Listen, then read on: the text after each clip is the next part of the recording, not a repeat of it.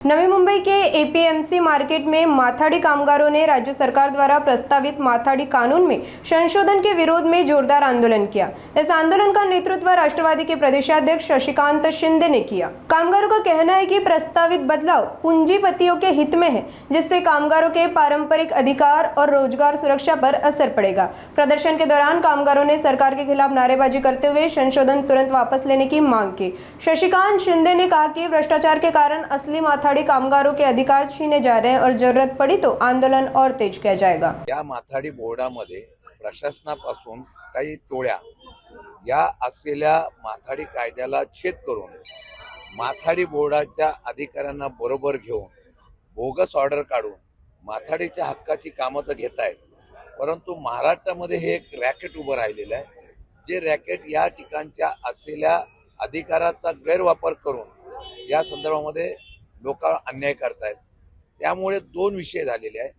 या सर्व लोकांच्या या कृत्यामुळे माथाडी कायद्यालाच रद्द करण्याची भूमिका भावना ही मालकांमध्ये आणि तिथे असलेल्या सरकारमध्ये झालेली आहे।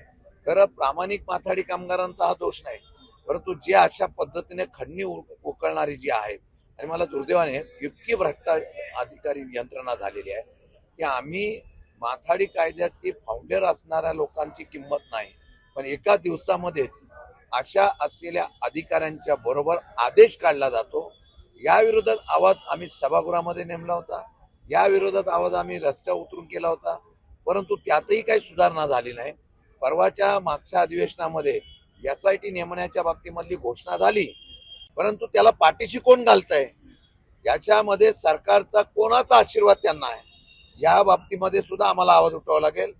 अधिकाऱ्यांनी यापुढे चुकीचे आदेश, म्हणजे तुम्हाला सांगतो, या टोळीचा अधिकार असेल तरी बोर्ड तसं अधिकार काढतं, या टोळीचा त्यांना बाहेर काढतं आणि बाकीच्या गुंड टोळ्या ज्या मॅनेज करून ऑर्डर काढतायत त्यांना घेताय। पोलीस यंत्रणेपासून सगळ्यांना बरोबर घेऊन, म्हणजे भ्रष्टाचारी मार्गातून, मी त्याच्यावर आरोप करणार नाही पण माझ्याकडे पुरावे आहेत, कुठल्या कुठल्या प्रकारे यांनी आदेश काढलेले आहेत। त्यामुळे माथाडीच्या असलेल्या हक्काला धोका निर्माण झालेला आहे, त्याच्या विरोधात आवाज उठवण्यासाठी आम्ही